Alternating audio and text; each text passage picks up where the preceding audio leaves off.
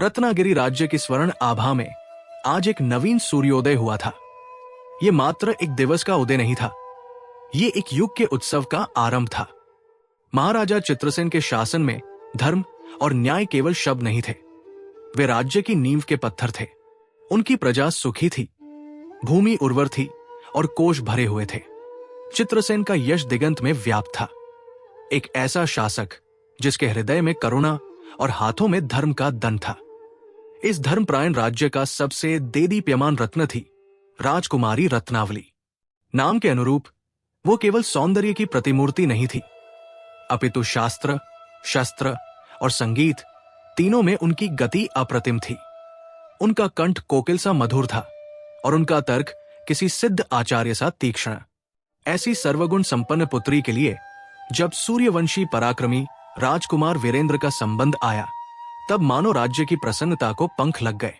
ये केवल विवाह नहीं था, ये दो महान वंशों का, दो धर्मनिष्ठ राज्यों का पवित्र मिलन था। संपूर्ण रत्नागिरी उत्सव के महासागर में डूब गई थी। राजपथों को तोरण द्वारों से ऐसा सजाया गया था कि मानो इंद्रधनुष धरती पर उतर आया हो। प्रत्येक गृह के द्वार पर वंदनवार और रंगोली प्रतियोगिता कर रही थी। मदिरालियों में मदिरा नहीं, उत्सव का उल्लास निःशुल्क बंट रहा था। संगीतकारों के समूह चौराहों पर मंगलगान कर रहे थे और नर्तकियां अपने घुंघरुओं की झंकार से दिशाओं को बांध रही थी। राजप्रासाद का तो कहना ही क्या, वो किसी दिव्य लोक का खंड प्रतीत होता था। सहस्रों दीपमालिकाएं रात्रि की प्रतीक्षा कर रही थी और विदेशी पुष्पों की सुगंध वायु में घुलकर प्रत्येक श्वास को मादक बना रही थी। महारानी कनिका, रत्नावली की माता, स्वयं सारे प्रबंधों को देख रही थी। उनकी आंखों में पुत्री के विवाह का सुख और विदाई का किंचित विषाद एक अद्भुत सम्मिश्रण बना रहा था। रत्नावली अपनी सखियों के मध्य घिरी थी। हंसी ठिठोली, भावी जीवन की कल्पनाएं और लज्जा की लालिमा उनके मुखमंडल पर एक अलौकिक छटा बिखेर रही थी। किंतु इस संपूर्ण उत्सव के केंद्र में राज सिंहासन पर आसीन महाराजा चित्रसेन का मन अशांत था। वो उत्सव को देख रहे थे पर उसे अनुभव नहीं कर पा रहे थे। वो प्रजा का अभिवादन स्वीकार कर रहे थे पर उनकी मुस्कान उनके हृदय तक नहीं पहुंच रही थी। उनका मन एक अज्ञात गहन अंधकार में डूबा हुआ था। एक ऐसा भय जिसका कोई स्वरूप नहीं था, कोई कारण नहीं था, पर वो उनके अस्तित्व को किसी दीमक की भांति खोखला कर रहा था। ये व्यथा आज की नहीं थी, ये तब से आरंभ हुई थी जब से विवाह की तिथि निश्चित हुई थी। ये एक दुस्वप्न के रूप में आई थी। प्रथम रात्रि जब उन्होंने ये स्वप्न देखा तो उन्हें लगा कि ये केवल पिता के मन का भ्रम है, पुत्री की विदाई की चिंता है। उन्होंने इष्ट देव का स्मरण किया और सो गए। पर दूसरी रात्रि वो स्वप्न पुनः आया, अधिक स्पष्ट, अधिक भयावह। और अब जैसे जैसे विवाह की तिथि निकट आ रही थी, ये स्वप्न उनकी निद्रा का स्थायी अंग बन गया था। स्वप्न हर बार एक सा ही होता था। वो देखते थे कि विवाह का मंडप सजा है, अग्नि प्रज्वलित है, राजपुरोहित मंत्रों का उच्चारण कर रहे हैं, रत्नावली और राजकुमार वीरेंद्र अग्नि की परिक्रमा कर रहे हैं, वातावरण दिव्य और पवित्र है। वो राजा चित्रसेन अपनी पत्नी के साथ बैठकर ये दृश्य देख रहे हैं। उनका हृदय संतोष से भरा है कि उन्होंने अपना दायित्व पूर्ण किया। कन्यादान का संकल्प पूरा हो रहा है। तभी अकस्मात सब कुछ बदल जाता है। मंडप में जलती पवित्र अग्नि का रंग नीले से काला पड़ने लगता है। उसकी लपटें उठने के स्थान पर नीचे की ओर रेंगने लगती है। संगीत सहसा बंद हो जाता है। सारे अतिथि, सारे दरबारी, यहां तक कि स्वयं राजकुमार वीरेंद्र और महारानी सब पत्थर की मूरत बन जाते हैं। समय ठहर जाता है। केवल वह और उनकी पुत्री रत्नावली ही चलायमान रहते हैं। रत्नावली का मुख, जो पहले लज्जा और हर्ष से रक्तवर्ण था, भय से श्वेत पड़ जाता है। वो अपनी पीत चुनरी में कांप रही है। और तभी मंडप के ठीक ऊपर, जहां से आकाश दिखना चाहिए, वहां एक सघन काला घूमता हुआ कोहरा एकत्रित होने लगता है। वो कोई बादल नहीं है, वो एक जीवंत अंधकार है, एक अदृश्य विपत्ति जिसका कोई आकार नहीं, पर जिसकी उपस्थिति मात्र से अस्थियां कांप उठती है। रत्नावली उस अंधकार को देखकर चीखना चाहती है, पर उनके कंठ से ध्वनि नहीं निकलती। वो सहायता के लिए अपने पिता की ओर हाथ बढ़ाती है। राजा चित्रसेन अपनी पुत्री को बचाने के लिए दौड़ना चाहते हैं। वो अपनी म्यान से अपनी प्रतापी तलवार निकालना चाहते हैं, जिसने सहस्रों शत्रुओं का मान मर्दन किया था। पर वो असहाय है। उनके पग धरती में जड़ हो गए हैं। उनकी उंगलियां तलवार की मूठ पर जम गई है। वो एक राजा है, एक योद्धा है, पर वो अपनी पुत्री को बचाने के लिए एक पग भी नहीं बढ़ा सकते। वो केवल देख सकते हैं। वो देखते हैं कि वो काला कोहरा नीचे उतरता है, उनकी पुत्री को किसी विषधर सर्प की भांति घेर लेता है। रत्नावली के हाथ हवा में छटपटाते हैं और फिर वो अंधकार उन्हें पूर्णतः निगल जाता है। मंडप में केवल शून्य रह जाता है और तब उन पत्थर की मूर्तियों के मध्य राजा चित्रसेन का मौन चीत्कार गूंजता है और उनकी निद्रा टूट जाती है। वो पसीने से लथपथ, हांफते हुए अपने राजसी शयनागार में उठ बैठते थे। रात्रि का सन्नाटा उन्हें खाने को दौड़ता था। वो अपनी कांपती दृष्टि से पार्श्व में सो रही महारानी कनिका को देखते, जिनका मुख पुत्र वियोग की आशंका से रहित शांत था। राजा का हृदय अपनी विवशता पर रो उठता था। वो ये भय उनसे कैसे कह सकते थे, वो जो स्वयं अपनी पुत्री के वस्त्रों और आभूषणों के चयन में इतनी मग्न थी, जो उत्सव की आत्मा थी। क्या वह उनकी प्रसन्नता में ये कालिख पोत देते? क्या वो कह देते कि जिस विवाह के लिए संपूर्ण राज्य सजाया गया है, वो विवाह उन्हें अपनी पुत्री की मृत्यु का संकेत लग रहा है? नहीं, ये असंभव था। वो उत्सव में कोई बाधा नहीं डालना चाहते थे। वो एक राजा थे और एक राजा को अपना भय अपनी प्रजा पर थोपने का अधिकार नहीं था। वो दिन में एक कुशल प्रशासक और एक प्रसन्न पिता का अभिनय करते। वो मंत्रणाओं में भाग लेते, वो निर्माण कार्यों का निरीक्षण करते, वो कवियों को पुरस्कार देते और वह रत्नावली को आशीर्वाद भी देते। पर जैसे ही सूर्य अस्त होता, उनका हृदय डूबने लगता। रात्रि उनके लिए शत्रु बन गई थी। विवाह में अब केवल 3 दिवस शेष थे। राजकुमार वीरेंद्र की बारात का आगमन सन्निकट था। राजा की व्यथा अब असहनीय हो गई थी। उनका विवेक, उनका तर्क, सब उस दुस्वप्न के आगे परास्त हो चुके थे। उन्हें लगता था कि वह किसी षड्यंत्र का अनुमान लगा पाते, किसी शत्रु को देख पाते तो वो ब्रह्मांड से लड़ जाते। पर यह अदृश्य विपत्ति, ये अज्ञात भय, इसने उनके क्षत्रिय अभिमान को चूर्ण कर दिया था। वो स्वयं को एक पिता के रूप में असफल पा रहे थे। आज मध्यरात्रि को जब स्वप्न ने उन्हें पुनः झकझोरा, तो उन्होंने एक निर्णय लिया। वो अब इस भार को अकेले नहीं ढो सकते। उन्हें किसी ऐसे व्यक्ति की आवश्यकता थी जो तर्क और विश्वास के परे देख सकता हो। एक ही नाम उनके मस्तिष्क में कौंधा, राजपुरोहित आचार्य वचस्पति। आचार्य वचस्पति केवल राजपुरोहित नहीं थे, वो महाराजा चित्रसेन के गुरु भी थे। वो त्रिकालदर्शी तो नहीं थे, पर उनका ज्ञान, उनकी तपस्या और उनकी अंतर्दृष्टि अलौकिक थी। राजा चित्रसेन नंगे पग, केवल एक उत्तरीय धारण किए, अपने कक्ष से निकले। राजप्रासाद के गुप्त मार्गों से होते हुए वो पुरोहित के आवास तक पहुंचे। प्रहरियों ने अपने स्वामी को इस वेश में इस समय पर देखा तो वो चकित रह गए, पर किसी ने उन्हें रोकने का दुस्साहस नहीं किया। आचार्य का कक्ष शांत था। घृत का दीपक टिमटिमा रहा था और वायु में पवित्र समिधा की गंध थी। आचार्य वचस्पति नेत्र मूंदे ध्यान में लीन थे, मानो वो राजा की प्रतीक्षा ही कर रहे हों। राजा के पगों की आहट से उन्होंने नेत्र खोले।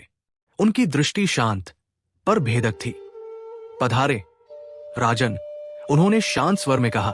इस प्रहर में आपका आगमन सूचित करता है कि व्यथा शारीरिक नहीं, आत्मिक है। महाराजा चित्रसेन, जो सहस्रों की सभा में सिन गर्जना करते थे, आज एक बालक की भांति आचार्य के चरणों के निकट बैठ गए। उनकी आंखों की नमी अब छिपी नहीं थी। उन्होंने अपने दोनों हाथ जोड़ लिए।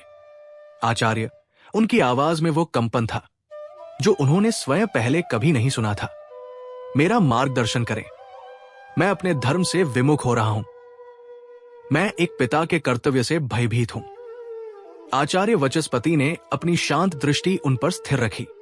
महाराज, रत्नागिरी का शासक भयभीत नहीं हो सकता और रत्नावली का पिता कायर नहीं हो सकता। स्पष्ट कहें, क्या दुविधा है? राजा ने एक गहरी श्वास ली, मानो अपने भीतर के सारे अंधकार को बाहर निकालने का प्रयास कर रहे हों। उन्होंने उस भयावह स्वप्न का अक्षरशः वर्णन किया। अग्नि का काला होना, अतिथियों का पाषाणवत होना, उस अदृश्य कोहरे का आगमन और अपनी विवशता। उन्होंने बताया कि कैसे ये स्वप्न उनकी चेतना पर हावी हो गया है। सब कुछ कहकर वो मौन हो गए। कक्ष में केवल दीपक की लौ की हल्की चटचटाहट थी। अंत में राजा ने अपनी झुकी हुई दृष्टि उठाई और आचार्य की आंखों में झांककर वो कहा, जो उनके हृदय को शूल की भांति भेद रहा था। आचार्य, उनका स्वर टूट गया। मेरा मन किसी अज्ञात भय से कांप रहा है। रत्नावली मेरे जीवन का प्रकाश है। मैंने उसे राजधर्म की शिक्षा दी है, पर उसे किसी अदृश्य शत्रु से लड़ना नहीं सिखाया। मुझे बताइए आचार्य, क्या कन्यादान का अर्थ अपनी पुत्री को संकट में डालना है? महाराजा चित्रसेन के शब्द कक्ष की नीरवता में एक भारी पत्थर की भांति गिरे और वही ठहर गए। क्या कन्यादान का अर्थ अपनी पुत्री को संकट में डालना है? ये प्रश्न नहीं था, ये एक पिता के खंडित हृदय से निकला विलाप था। वो राजपुरोहित आचार्य वचस्पति के मुख को देख रहे थे, मानो उनके जीवन की समस्त आशा अब केवल उन वृद्ध होठों से निकलने वाली ध्वनि पर टिकी हो। वो एक निर्णायक उत्तर की प्रतीक्षा में थे, एक सांत्वना, एक समाधान, या फिर अपने भय की कठोर पुष्टि। उन्हें आशा थी कि आचार्य चौंक उठेंगे, या तुरंत किसी अनुष्ठान का परामर्श देंगे, या शायद उनके स्वप्न को केवल मन का वहम कहकर देंगे। किंतु आचार्य वचस्पति ने ऐसा कुछ नहीं किया। उनके मुख पर न तो आश्चर्य का भाव आया, न ही चिंता की कोई रेखा उभरी। घृत के दीपक का पीला प्रकाश उनके शांत ज्ञानी मुखमंडल पर पड़ रहा था। राजा के शब्दों के भार से कक्ष का वायुमंडल सघन हो गया था, पर आचार्य की श्वासों में वही सहज लय थी। उन्होंने अपनी भेदक दृष्टि राजा की कातर आंखों में डाली और फिर उनके होठों के कोने एक अत्यंत क्षीण, लगभग अदृश्य मुस्कान में मुड़ गए। ये मुस्कान किसी उपहास की नहीं थी, नहीं, ये किसी प्रसन्नता की थी। ये वो मुस्कान थी जो एक वैद्य के मुख पर तब आती है जब रोगी अपने उस रोग का वर्णन करता है जिसे वैद्य सहस्रों बार देख चुका है। ये पहचान की मुस्कान थी। ये उस कालजयी ज्ञान की मुस्कान थी जो नश्वर मनुष्यों के शाश्वत भयों को देख रहा था।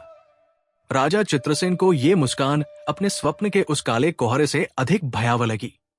इसका अर्थ था कि उनका भय निराधार नहीं था, वो इतना पुरातन था कि आचार्य के लिए उसमें कुछ भी नवीन नहीं था। राजन, आचार्य वचस्पति का स्वर शांत और गहरा था, जैसे किसी दूरस्थ मंदिर से आता घंटी का नाद। उनकी आवाज ने उस असहनीय मौन को भंग किया। आपका भय स्वाभाविक है। राजा ने एक कम कंपाती श्वास ली। इन दो शब्दों ने ही उनके कंधों से मानो मनोभार उतार दिया। वो अकेले नहीं थे। उनका भय, उनका ये पागलपन स्वाभाविक था। हर पिता ये भय अनुभव करता है। आचार्य ने अपनी बात जारी रखी।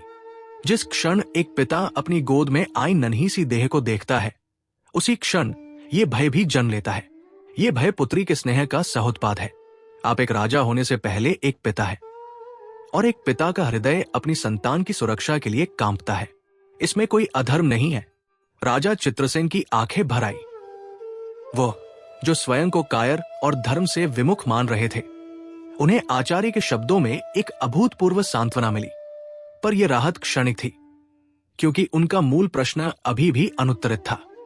आचार्य ने जैसे उनके मन की बात पतली हो। वो थोड़े आगे की ओर झुके। परंतु राजन, आप अपने भय के मूल को नहीं देख पा रहे हैं। आपका ये स्वप्न, ये व्यथा, ये केवल आपकी पुत्री के बिछुओं का दुख नहीं है। ये आपके अज्ञान से उपजा है। आप शायद कन्यादान का वास्तविक अर्थ नहीं समझ रहे हैं। राजा ने चकित होकर अपने मस्तक को उठाया। अज्ञान? आचार्य, मैं, हाँ राजन, अज्ञान। आचार्य ने दृढ़ता से कहा। आप इसे दान समझ रहे हैं। आप समझ रहे हैं कि आप अपनी सबसे मूल्यवान निधि को किसी और को दे रहे हैं, और इसीलिए आपके मन में यह भय है कि जिसे आप दे रहे हैं, क्या वह उसकी रक्षा कर पाएगा? क्या आपकी दी हुई वस्तु सुरक्षित रहेगी? दान शब्द ही आपको असहाय और उत्तरदायी बना रहा है। आचार्य एक क्षण को रुके। उन्होंने अपनी उंगली उठाई। यही आपकी भूल है। ये दान नहीं है राजन, ये स्थापना है। ये शब्द राजा चित्रसेन के कानों में पड़ा पर उनके मस्तिष्क तक नहीं पहुंचा। स्थापना, उन्होंने अपनी समस्त राजनीति, अपने समस्त धर्म ग्रंथों का ज्ञान खंगाल डाला। इस शब्द का यहां क्या औचित्य था? आचार्य, मैं समझा नहीं। उन्होंने एक शिष्य की भांति स्वीकार किया। स्थापना, किस प्रकार की स्थापना? आचार्य वचस्पति की मुस्कान अब किंचित गहरी हुई। उन्होंने देख लिया कि बीज सही भूमि पर पड़ चुका है। आप एक राजा हैं, चित्रसेन। आप जानते हैं कि स्थापना का अर्थ क्या होता है। जब आप किसी मंदिर में देव प्रतिमा की स्थापना करते हैं तो आप क्या करते हैं? आप उस पत्थर की मूर्ति को दान नहीं देते। आप मंत्रों द्वारा, अपनी श्रद्धा द्वारा, अपनी चेतना द्वारा उस पाषाण में प्राण की स्थापना करते हैं। आप उसे एक जड़ वस्तु से एक जागृत देवता में परिवर्तित करते हैं। आप उसे एक नवीन उच्चतर आयाम में स्थापित करते हैं, जहां वो स्वयं अपनी और अपने भक्तों की रक्षा करने में सक्षम हो जाती है। राजा चित्रसेन मंत्रमुग्ध होकर सुन रहे थे। उनके रोंगटे खड़े हो गए थे। कन्यादान भी यही है। आचार्य की आवाज में अब एक दिव्य गंभीरता थी। आप अपनी पुत्री को, जो अब तक आपके स्नेह के संरक्षण में एक कन्या थी, उसे एक गृहलक्ष्मी के रूप में स्थापित कर रहे हैं। आप उसे एक पत्नी, एक कुलवधू के रूप में स्थापित कर रहे हैं। आप उसे मात्र एक देह के रूप में नहीं सौंप रहे। आप उसकी चेतना को एक नवीन उत्तरदायित्व के लिए जागृत कर रहे हैं। ये विदाई नहीं है, ये उसका आध्यात्मिक उत्थान है। आप उसे असहाय नहीं बना रहे, आप उसे समर्थ बना रहे हैं। ये एक ऐसा दृष्टिकोण था जिसकी राजा ने कल्पना भी नहीं की थी। दान शब्द में एक हानि का, एक रिक्तता का भाव था। स्थापना में एक सृजन का, एक गौरव का भाव था। उनके मन का कोहरा किंचित छंटने लगा, पर उनका तर्कशील मस्तिष्क अभी भी संतुष्ट नहीं था। आचार्य, उन्होंने कहा, आपके शब्द अमृत तुल्य है। उन्होंने मेरे हृदय की पीड़ा को शांत किया है। पर मेरे स्वप्न का क्या? वो काला कोहरा, मेरी वो विवशता, वो इतनी वास्तविक थी। यदि मैं उसकी स्थापना कर रहा हूं तो मुझे ये भयंकर संकेत क्यों मिल रहा है?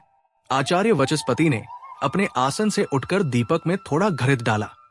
लौ एक बार फिर प्रज्वलित हो उठी और कक्ष में प्रकाश फैल गया। क्योंकि राजन, वो वापस अपने स्थान पर बैठते हुए बोले, स्थापना की एक विधि होती है, प्राण प्रतिष्ठा का एक विधान होता है। यदि वो विधान अधूरा रह जाए तो पाषाण केवल पाषाण रह जाता है, देवता नहीं बन पाता। आपका स्वप्न उसी विधान की अपूर्णता का संकेत है। राजा का हृदय धड़क उठा। अपूर्णता? हम तो सभी शास्त्रोक्त रीतियों का पालन कर रहे हैं। राज्य के सर्वश्रेष्ठ विद्वान इस विवाह को संपन्न करा रहे हैं। आप लौकिक रीतियों की बात कर रहे हैं। राजन, आचार्य ने कहा, मैं उस अलौकिक विधान की बात कर रहा हूं जो केवल पिता और पुत्री के मध्य घटित होता है। ये ज्ञान सामान्य ग्रंथों में नहीं मिलता। ये गुरु शिष्य परंपरा से पिता से पुत्र को, या कहें एक भयभीत पिता से दूसरे भयभीत पिता को दिया जाता है। आचार्य की दृष्टि कहीं दूर अतीत के गर्भगृह में खो गई। मैं आपको एक गुप्त कथा सुनाता हूं। ये कथा स्वयं सृष्टि के रचयिता भगवान ब्रह्मा ने उस समय कही थी, जब आपकी ही भांति एक और महान पिता का हृदय अपनी पुत्री के लिए कांप रहा था। ये कथा उन्होंने पर्वतराज हिमवान को सुनाई थी। हिमवान का नाम सुनते ही राजा चित्रसेन का मस्तक श्रद्धा से झुक गया। हिमवान, देवों के देव, महादेव के शिव, वो जिनकी पुत्री स्वयं आद्याशक्ति जगदम्बा पार्वती थी। क्या उन्हें भी ऐसा ही भय सताया था? हां राजन, मानो आचार्य उनके विचारों को पढ़ रहे हों। पर्वतराज हिमवान, जो स्वयं धैर्य और स्थिरता के प्रतीक है, उनका हृदय भी अपनी पुत्री के विवाह पर कांप उठा था। वो भी ये निर्णय नहीं कर पा रहे थे कि अपनी सुकुमारी पुत्री का हाथ उस दिगंबर, श्मशानवासी, भस्मर्मेत योगी के हाथ में कैसे सौंप दे। वो भी रात्रि में जागते थे। उन्हें भी अपनी पुत्री पर आने वाले कष्टों की कल्पनाएं सताती थी।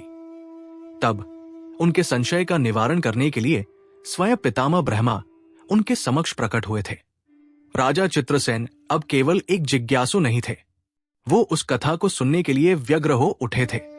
यदि पर्वतराज हिमवान का भय उनके जैसा था तो निश्चय ही उस कथा में उनके लिए भी कोई समाधान छिपा था।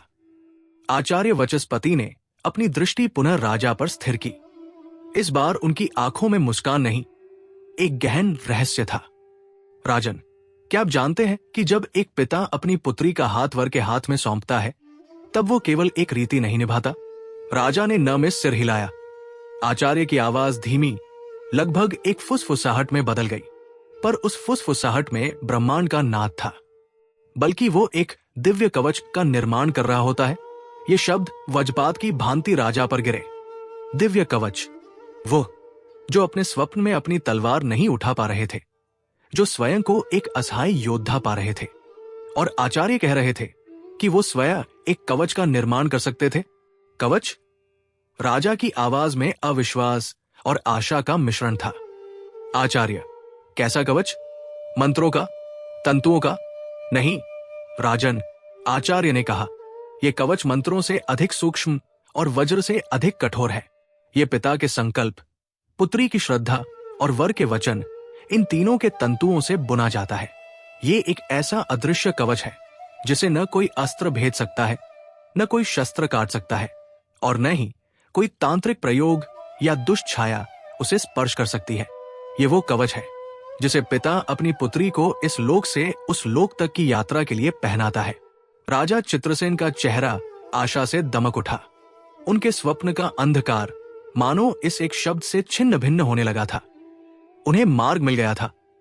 आचार्य, मुझे बताइए, मुझे उस कवच के निर्माण की विधि बताइए। मैं अपनी पुत्री के लिए सहस्रों ऐसे कवच कर दूंगा। मुझे आज्ञा दें।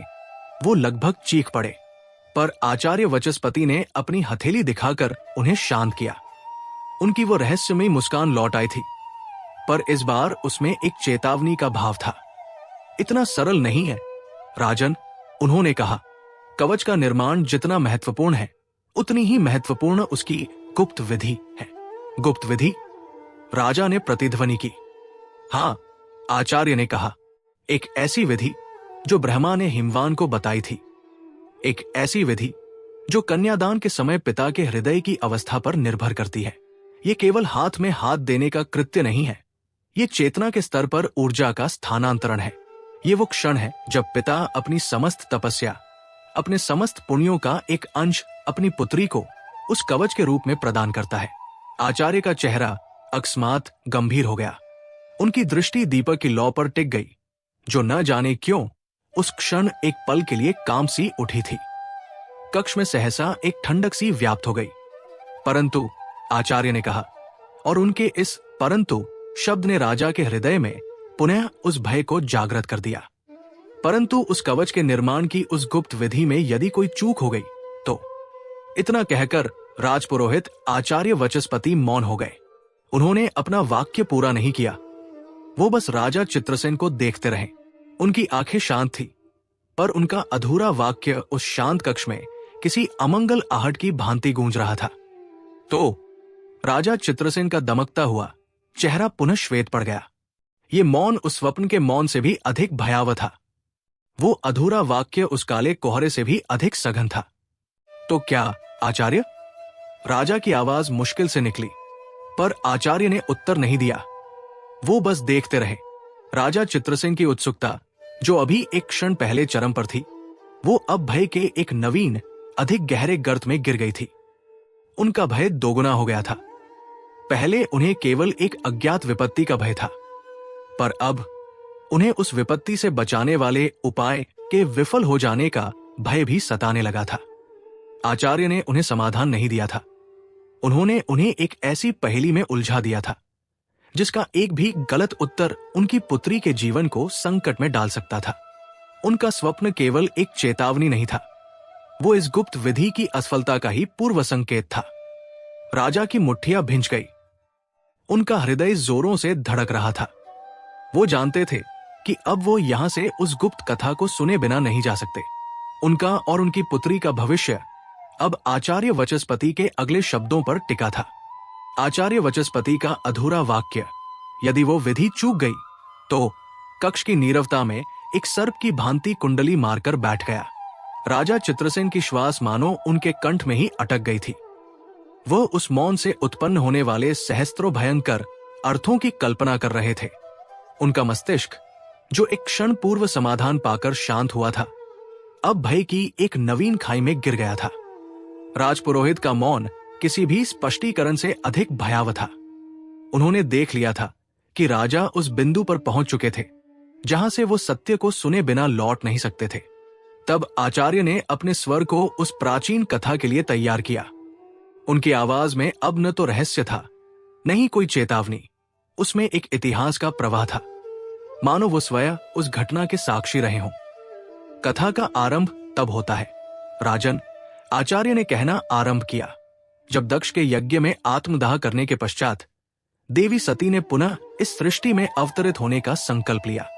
उन्होंने अपने अगले जन्म के लिए उस पिता को चुना जो धैर्य और स्थिरता में अद्वितीय हो, जो स्वयं अचल और अडिग हो। उन्होंने पर्वतराज हिमवान को चुना। राजा चित्रसेन ने श्रद्धा से मस्तक झुकाया।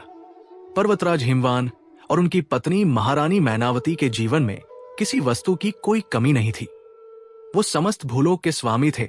देवगण उनका सम्मान करते थे, किंतु उनके हृदय में एक ही शून्यता थी, संतान की। जब देवी सती ने उनकी पुत्री पार्वती के रूप में उनके घर जन्म लिया तो ऐसा प्रतीत हुआ मानो उस अचल, श्वेत, बर्फीले साम्राज्य में सहस्रों वसंत एक साथ उतर आए हों। वो केवल एक कन्या नहीं थी, वो स्वयं प्रकृति की जीवंत ऊर्जा थी। उनके पग जहां पड़ते वहां बर्फ पिघलकर पुष्प खिल उठते। उनकी हंसी से घाटियों में संगीत गूंजने लगता। हिमवान, जो स्वयं में इतने विराट और कठोर थे, अपनी उस सुकुमारी पुत्री के समक्ष एक कोमल पुष्प की भांति पिघल जाते थे। आचार्य ने एक क्षण का विराम लिया। उनकी दृष्टि राजा चित्रसेन पर टिकी थी। वो पार्वती से उतना ही स्नेह करते थे, राजन, जितना आप अपनी रत्नावली से करते हैं। वो उनकी कल्पनाओं का केंद्र थी, उनके जीवन का प्रकाश थी। पार्वती जब बड़ी हुई, आचार्य ने कथा को आगे बढ़ाया, तब उनके भीतर उनका सती स्वरूप जागृत हुआ। उन्हें अपने पूर्व जन्म का, अपने शाश्वत पति महादेव का स्मरण हो आया और उन्होंने उस योगी को, उस वैरागी को पुनः पति रूप में पाने के लिए घोर तपस्या का संकल्प लिया। हिमवान का हृदय ये सुनकर प्रसन्न भी हुआ और व्यथित भी। प्रसन्न इसलिए कि उनकी पुत्री का वरण स्वयं देवों के देव महादेव करेंगे। ये उनके वंश के लिए सर्वोच्च सम्मान था। व्यथित इसलिए कि वह सुकुमारी, जो राजप्रासाद के ऐश्वर्य में पली थी, वो उस कठोर तपस्या को कैसे सहन करेगी। पर पार्वती के दृढ़ संकल्प के आगे उन्हें झुकना पड़ा और वह तप आरंभ हुआ। राजन, आचार्य की आवाज में उस तप की कठोरता का वर्णन था। इतिहास ने वैसी तपस्या पुनः नहीं देखी। पार्वती ने अन्न, जल, वायु सब कुछ त्याग दिया। वो हिम की शिलाओं पर नग्न पग खड़ी रहीं। उन्होंने पंचाग्नि सही। उन्होंने वो सब किया जिसकी कल्पना मात्र से आत्मा कांप उठे। हिमवान प्रतिदिन अपनी पुत्री को उस अवस्था में देखते और उनका पिता हृदय छटपटा उठता। वो अपनी उस सुकुमारी को कष्ट में देख रहे थे, पर वो जानते थे कि ये उसके जीवन का लक्ष्य है। अंततः वो दिवस आया जब महादेव का आसन डोला, कामदेव का दहन हुआ, सप्तर्षियों ने परीक्षा ली और अंततः शिव ने पार्वती को अपनी पत्नी के रूप में स्वीकार करने का वचन दिया। संपूर्ण ब्रह्मांड में उत्सव का आरंभ हो गया। आचार्य कह रहे थे, हिमवान की प्रसन्नता का कोई पारावार न था। उनकी पुत्री सफल हुई थी। वो एक ऐसा विवाह करने जा रहे थे जिसकी साक्षी तीनों लोग बनने वाले थे। कैलाश से बारात के आगमन की सूचना आई। महारानी मैनावती ने अपनी पुत्री को ब्रह्मांड की सबसे सुंदर वधू के रूप में सजाया। हिमवान एक गौरवान्वित पिता के रूप में अपने जामाता के स्वागत के लिए राजप्रासाद के मुख्य द्वार पर स्वर्ण कलश लिए खड़े हो गए। आचार्य वचस्पति राजा चित्रसेन की ओर झुके। यहीं से वो कथा आरंभ होती है, राजन, जो आपके भय से जुड़ी है। हिमवान प्रसन्न थे, संतुष्ट थे। वो उस क्षण की प्रतीक्षा कर रहे थे जब वो त्रिलोकीनाथ को अपनी पुत्री का हाथ सौंपेंगे। पर तभी उन्हें बारात के आगमन का कोलाहल सुनाई दिया और जो दृश्य उन्होंने देखा, राजन, उस दृश्य ने पर्वतराज की नींव हिला दी। वो कोई राजसी बारात नहीं थी। उसमें न तो सजे हुए हाथी थे, न घोड़े, न देवगणों का वैभव था। वो एक विचित्र, भयावह जुलूस था। सबसे आगे भूत, प्रेत, पिशाच, बेताल और शिवगण नाच रहे थे। कोई एक पग का था, कोई सहस्त्र मुखों वाला। उनकी आकृतियां विकराल थी। उनके नाद कर्णभेदी थे। वो सब अपने स्वामी के विवाह में उन्मत्त होकर श्मशान की भस्म उड़ाते हुए आ रहे थे, और उस वीभत्स बारात के मध्य में एक विशाल श्वेत नंदी पर सवार होकर स्वयं दूल्हा आ रहा था महादेव। हिमवान ने अपने भावी जामाता को देखा और उनका हृदय बैठ गया। कहा उनकी सुकुमारी, स्वर्ण आभूषणों से लदी पार्वती, और कहा ये जटाधारी योगी। शिव के तन पर पीतांबर नहीं, व्याघ्र चर्म लिपटा था। उनके गले में पुष्पमाला नहीं, विषधर सर्पों का हार था। उनके केशों में इत्र नहीं, जटाओं का जूट था जिसमें से स्वयं गंगा की धारा बह रही थी। उनका संपूर्ण शरीर किसी चंदन से नहीं, अपितु ताजी चिता की भस्म से लिपटा हुआ था। वो औघड़ थे, दिगंबर थे, वैरागी थे। वो श्मशानवासी थे। हिमवान के हाथ से स्वर्ण कलश छूटकर गिर पड़ा। महारानी मैनावती तो अपनी पुत्री के इस वर को देखकर मूर्छित ही हो गई। हिमवान, जो अचल होने के लिए विख्यात थे, उस दिन कांप उठे। उनका समस्त गर्व, समस्त उत्सव एक पल में भय और ग्लानि में बदल गया। एक पिता के रूप में वो स्वयं को धिक्कारने लगे। मैंने ये क्या किया? उन्होंने सोचा। क्या इस श्मशानवासी के लिए मैंने अपनी पुत्री को इतनी घोर तपस्या करने दी? मेरी कोमलांगी पुत्री जो राजमहल में पली है, वो इस भस्म रमाने वाले वैरागी के साथ कैसे सुखी रहेगी? ये तो स्वयं नग्न रहता है। ये मेरी पुत्री को क्या वस्त्राभूषण देगा? ये स्वयं श्मशान में सोता है। ये मेरी पुत्री को क्या महल देगा? ये तो वैरागी है, भावना शून्य है। ये मेरी पुत्री के प्रेम का मूल्य कैसे समझेगा? ये भय, आचार्य ने राजा चित्रसेन की आंखों में सीधे झांकते हुए कहा। यह भय इतना प्रबल था राजन कि हिमवान ने उस विवाह को रोकने तक का निश्चय कर लिया। वो एक पिता थे, और कोई भी पिता अपनी पुत्री को ज्ञात संकट में नहीं धकेल सकता। वो उस उत्सव के कोलाहल से, अपनी पत्नी के विलाप से और शिव गणों के अट्टहास से दूर हट गए। वो अपनी व्यथा, अपने इस धर्म संकट को लेकर एकांत में गए, पर उन्हें कोई मार्ग नहीं सूझा। और तब आचार्य की आवाज गहरी हो गई। पर्वतराज हिमवान अपनी व्यथा लेकर सृष्टिकर्ता अपने पिता ब्रह्मा जी के पास पहुंचे। वो ब्रह्मा जी के समक्ष एक राजा की भांति नहीं, एक हारे हुए भयभीत पिता की भांति उपस्थित हुए। उनके नेत्रों में जल था और कंठ में पीड़ा। ब्रह्मलोक में जहां केवल सृजन का आनंद था, वहां हिमवान का विषाद एक विसंगति की भांति था। ब्रह्मा जी ने अपने पुत्र को इस अवस्था में देखा तो चकित रह गए। हिमवान ने ब्रह्मा जी के चरण पकड़ लिए। पिताश्री, वो रुंधे हुए कंठ से बोले, आपने ये कैसी लीला रची है? मैं एक पिता हूं। मैंने अपनी पुत्री को अपने हृदय के रक्त से सींचा है, और आज आप मुझसे कह रहे हैं कि मैं उसी पुत्री का हाथ उस वैरागी को सौंप दूं, उस औघड़ को जो स्वयं काल का स्वामी है। हिमवान का भय अब अपने चरम पर था। राजन, उन्होंने ब्रह्मा जी से वही प्रश्न पूछा जो आपके मन को भी मत रहा है। आचार्य वचस्पति ने अपने स्वर को हिमवान के स्वर की पीड़ा दी। पिताश्री, वो शिव तो स्वयं महाकाल है। वो मृत्यु के देवता है। सहार उनकी लीला है, जो स्वयं काल का स्वामी है। मैं अपनी सुकुमारी पुत्री का हाथ उसे कैसे सौंप दूं? यदि कल को मेरी पुत्री पर कोई संकट आया तो उसकी रक्षा कौन करेगा? जो स्वयं मृत्यु है, उससे मेरी पुत्री की रक्षा कौन करेगा? ये प्रश्न कहकर आचार्य वचस्पति मौन हो गए। राजा चित्रसेन की श्वास रुकी हुई थी। ये प्रश्न उनका भी था। रत्नावली का भावी पति राजकुमार वीरेंद्र था, महाकाल नहीं। पर स्वप्न का वो काला कोहरा किसी महाकाल से कम भयावह नहीं था। हिमवान का यह प्रश्न सुनकर आचार्य ने बोलना आरंभ किया। सृष्टिकर्ता ब्रह्मा जी के मुख पर एक गंभीर मुस्कान आई, ठीक वैसी ही मुस्कान जैसी किसी अनुभवी शिक्षक के मुख पर तब आती है जब उसका सबसे मेधावी शिष्य एक अत्यंत मूर्खतापूर्ण प्रश्न पूछता है। ब्रह्मा जी ने हिमवान को उठाकर अपने पास बिठाया। उन्होंने कहा, पर्वतराज, तुम धैर्य के स्वामी हो, पर आज एक पिता का मोह तुम्हारी विवेक दृष्टि पर पर्दा डाल रहा है। तुम वही देख रहे हो जो तुम्हारी ये चर्म चक्षु दिखा रही है। तुम भस्म देख रहे हो, सर्प देख रहे हो, श्मशान देख रहे हो। तुम शिव के वैरागी रूप को देखकर भयभीत हो, पर तुम उस रहस्य को नहीं देख पा रहे हो जो इस वैराग्य के पीछे छिपा है। हिमवान ने अविश्वास से ब्रह्मा जी की ओर देखा। रहस्य? इसमें क्या रहस्य है? पिताश्री, ये तो प्रत्यक्ष है। ब्रह्मा जी ने कहा, हिमवान, तुम भयभीत हो कि शिव वैरागी है, वो तुम्हारी पुत्री से प्रेम कैसे करेंगे? अरे मूर्ख, केवल शिव ही है जो प्रेम कर सकते हैं। संसार का प्रेम तो मोह है, आसक्ति है, अधिकार है। सांसारिक पति अपनी पत्नी से इसलिए प्रेम करता है क्योंकि वह मेरी है, वह उसे एक वस्तु समझता है। पर शिव वैरागी है, उन्हें किसी वस्तु की लालसा नहीं। वो पार्वती से इसलिए प्रेम नहीं करते कि वह उनकी है, वो पार्वती से इसलिए प्रेम करते हैं क्योंकि वह पार्वती है, वो उनकी पूर्णता है, वो उनकी शक्ति है, वो शिव को शिव बनाती है। एक वैरागी का प्रेम ही सच्चा प्रेम है हिमवान, क्योंकि वो आसक्त रहित है, वो अधिकार रहित है, वो केवल समर्पण है। ब्रह्मा जी ने आगे कहा, तुम भयभीत हो कि वो श्मशानवासी है, वो तुम्हारी पुत्री को क्या सुख देगा?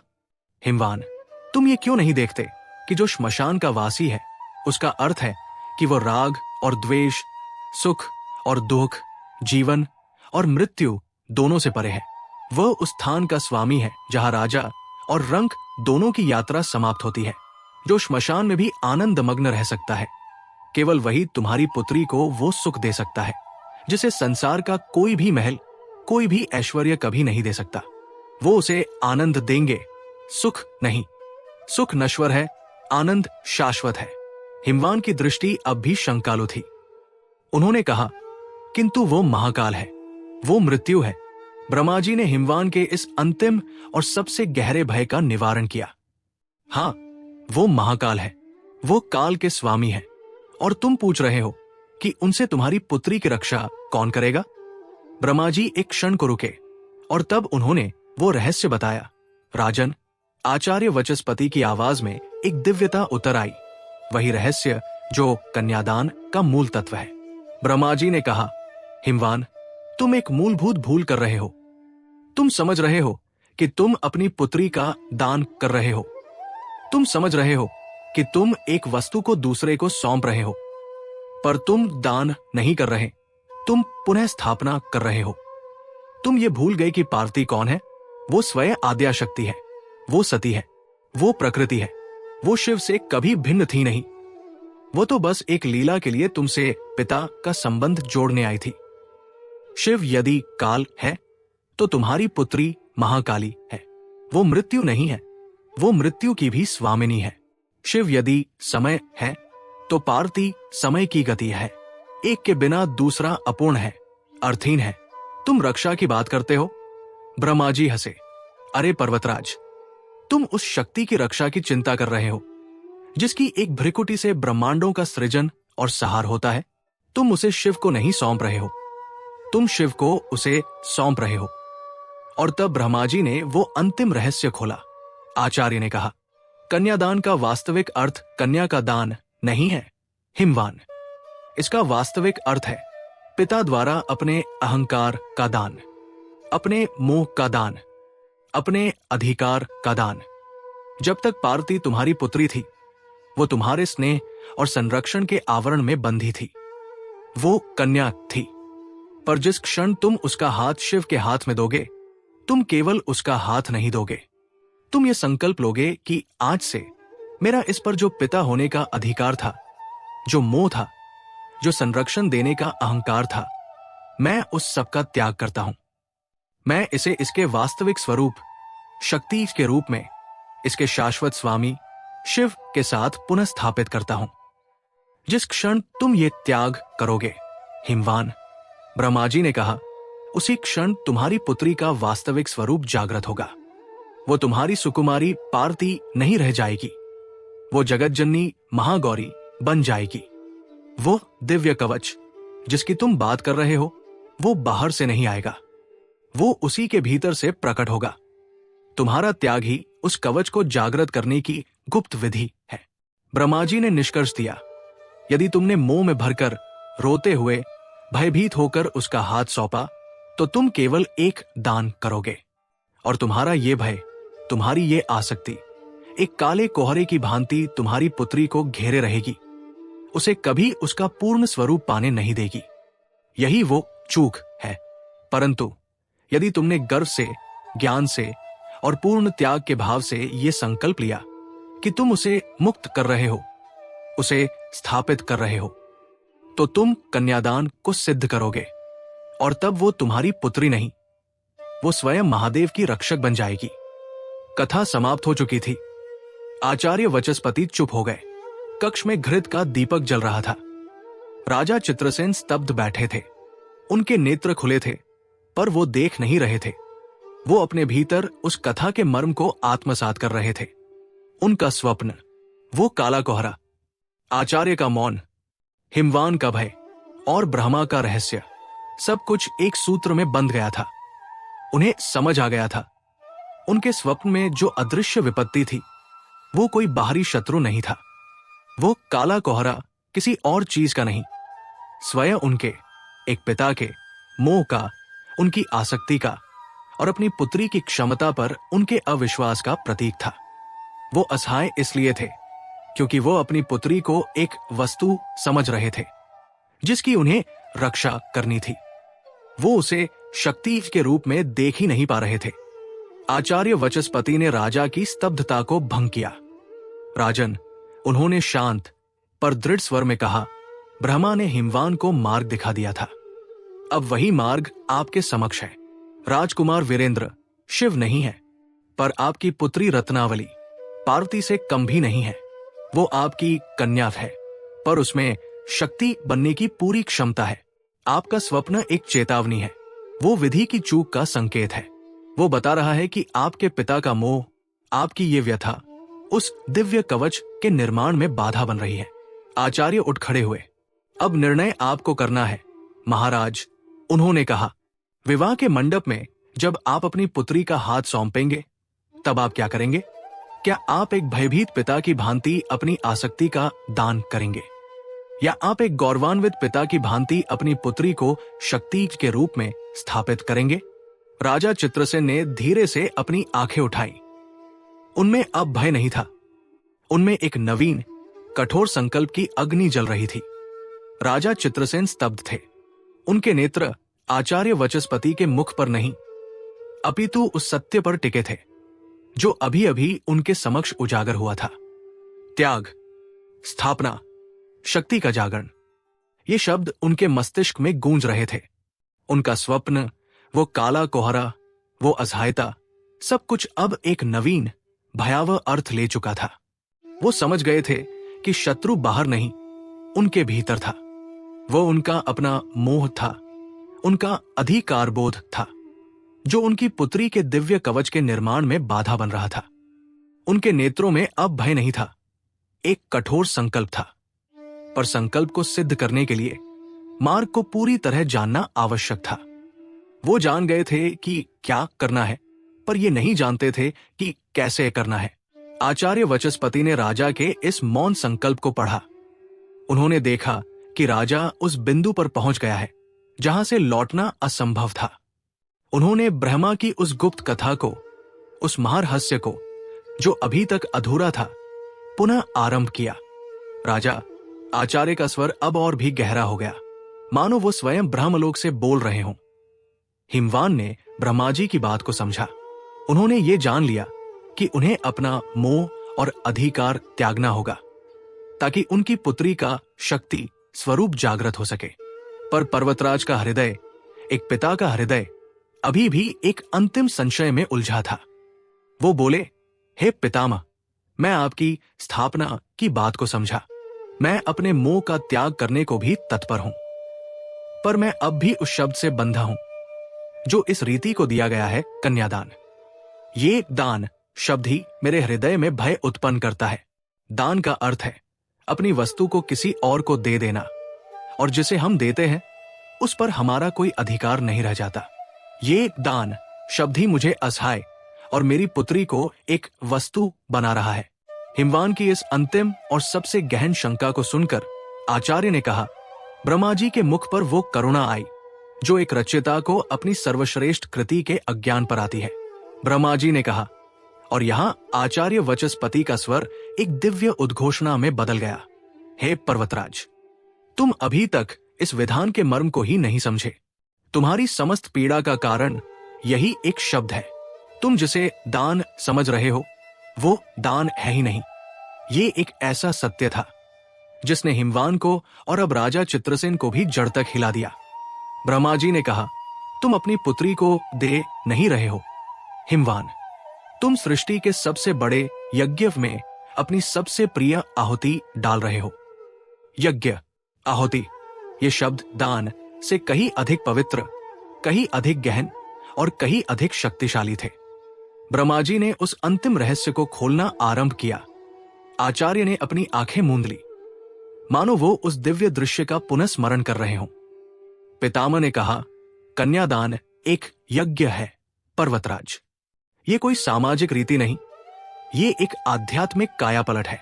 इस महायज्ञ की रूपरेखा को समझो। इस यज्ञ का यजमान अर्थात यज्ञ का मुख्य कर्ता स्वयं पिता होता है। इस यज्ञ की सबसे पवित्र, सबसे मूल्यवान आहुति स्वयं पुत्री होती है। और हिमवान, ब्रह्मा जी ने यहां विशेष बल दिया। इस यज्ञ की अग्नि कौन है जानते हो? वह वर, दूल्हा, जिसे तुम एक साधारण योगी या एक श्मशानवासी समझकर भयभीत हो रहे हो, वो सामान्य मनुष्य नहीं है, वो स्वयं अग्नि है। वो साक्षात नारायण या शिव का ही स्वरूप है। राजा चित्रसेन की श्वास रुक गई। ये एक ऐसी कल्पना थी जो उनके मस्तिष्क के परे थी।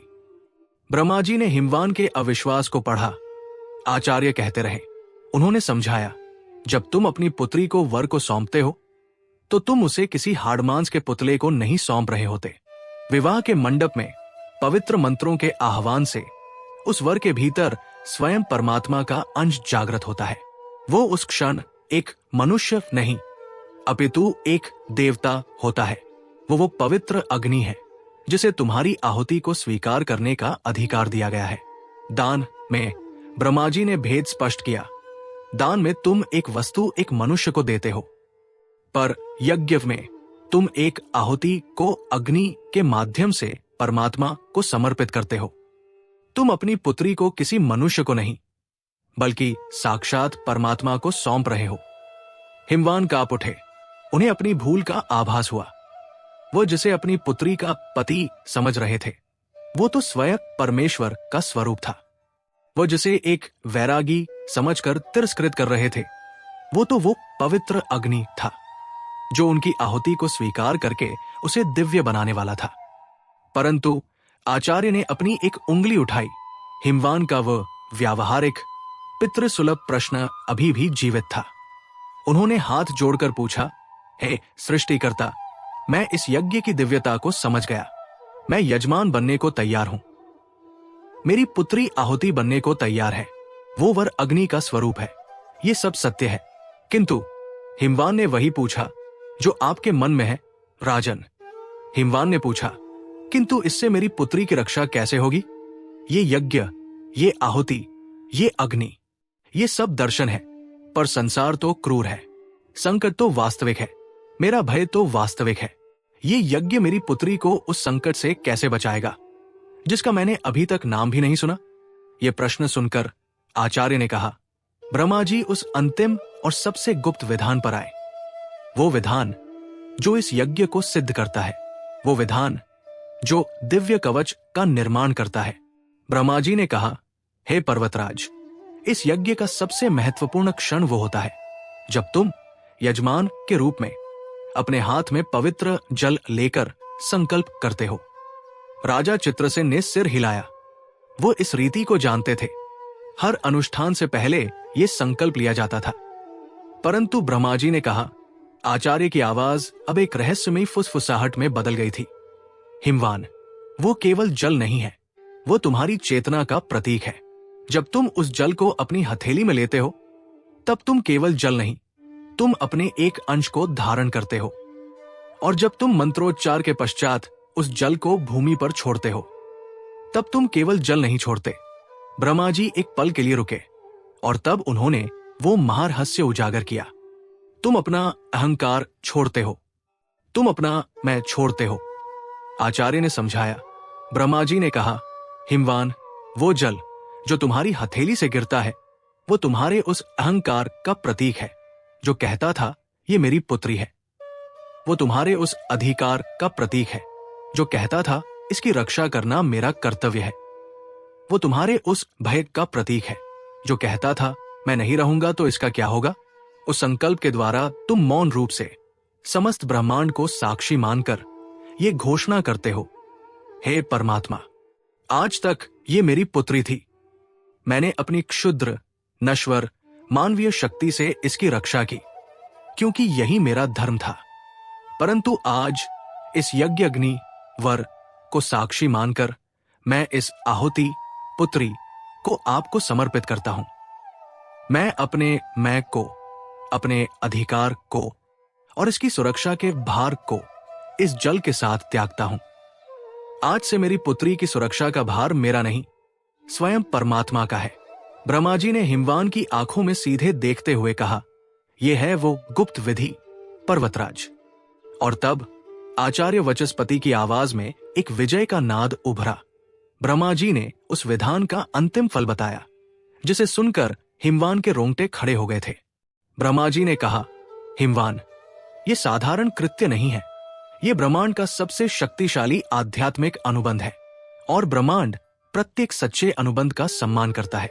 जिस क्षण ब्रह्मा जी ने अपनी तर्जनी उठाई, जिस एक पवित्र दिव्य क्षण में पिता का वो अहंकार, वह मैं पूर्ण रूप से विकलित होता है, जिस क्षण वो जल हाथ से गिरता है और पिता का हृदय भारमुक्त हो जाता है, जिस क्षण वो पूर्ण विश्वास से अपनी पुत्री को परमात्मा को सौंपता है, उसी क्षण हिमवान, उसी एक दिव्य क्षण में त्रिदेव और त्रिदेवियां मिलकर उस कन्या के चारों ओर एक अदृश्य कवच का निर्माण कर देते हैं।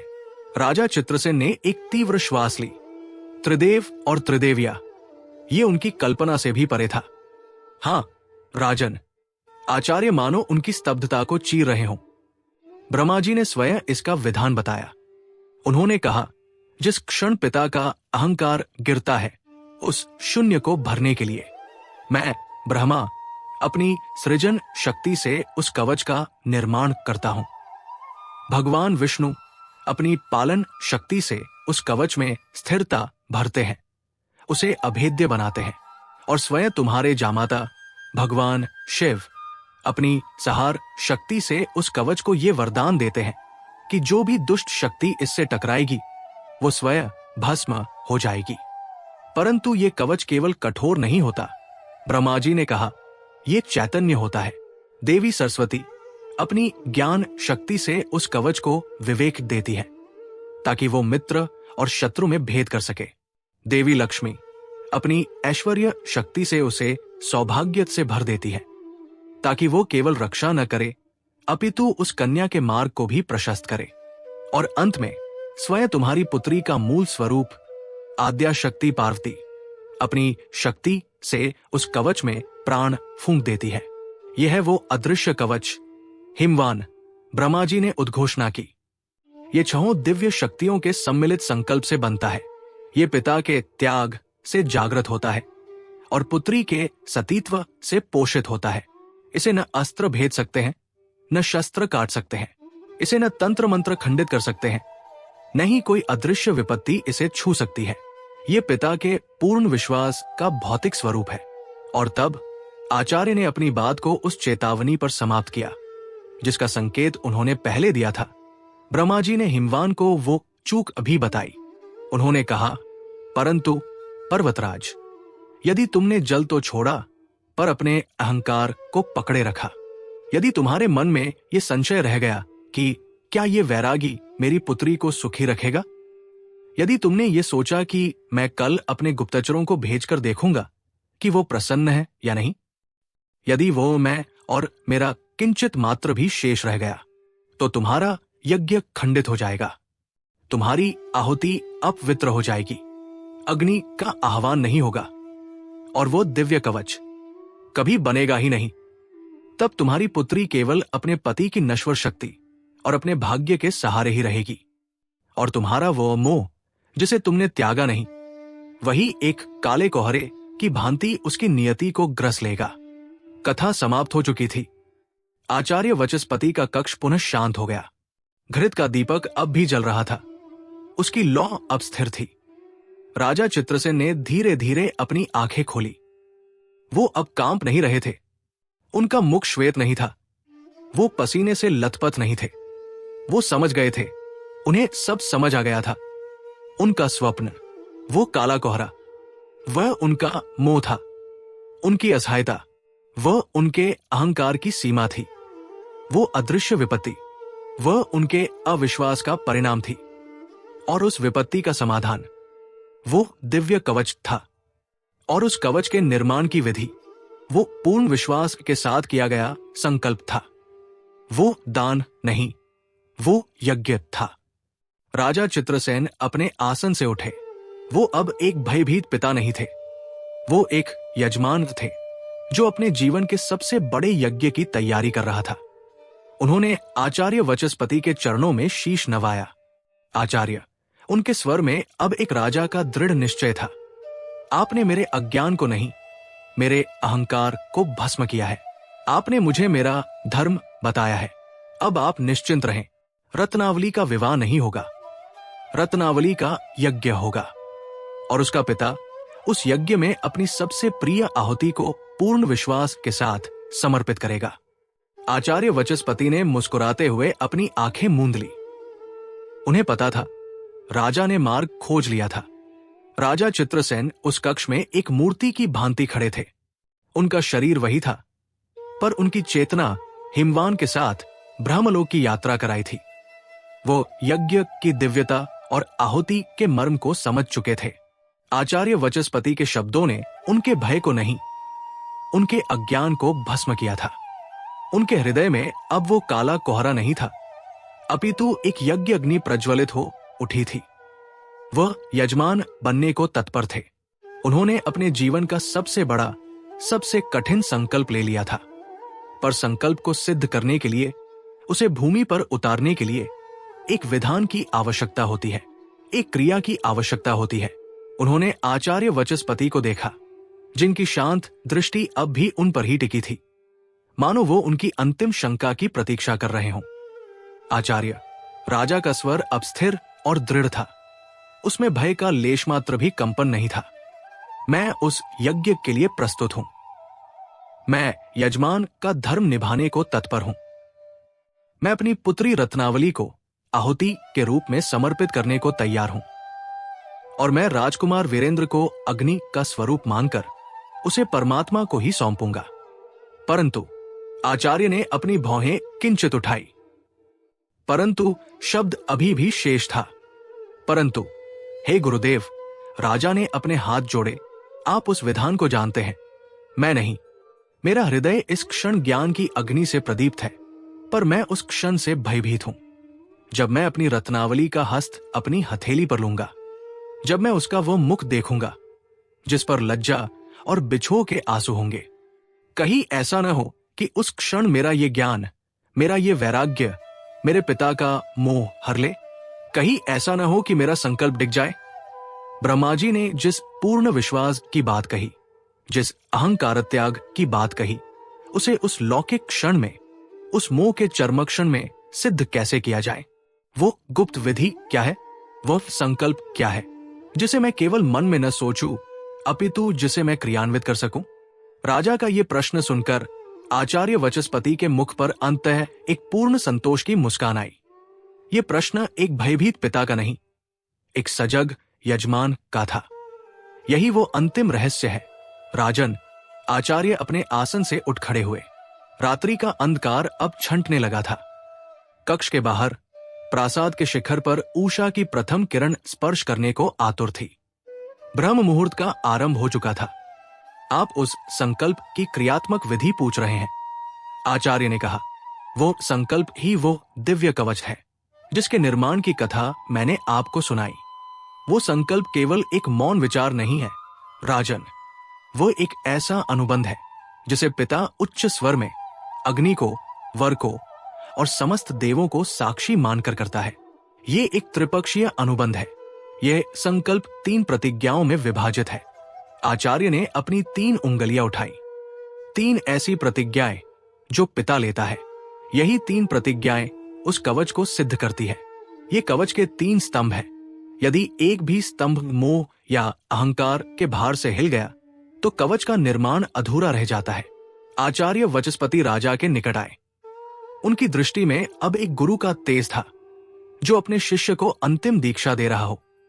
जब आप अपनी पुत्री का हाथ वर के हाथ पर रखेंगे राजन, तब पुरोहित आपसे ये 3 प्रतिज्ञाएं करवाएंगे। इन्हें केवल शब्द मत समझिएगा। ये आपके त्याग की अंतिम परीक्षा है। ये आपके यज्ञ की पूर्णाहुति है। प्रथम प्रतिज्ञा। आचार्य का स्वर गंभीर हो गया है। धर्मे च, धर्मे। जब आप कहते हैं धर्मे च, तो आप केवल ये नहीं कह रहे कि मेरी पुत्री धर्म का पालन करेगी। आप एक राजा हैं।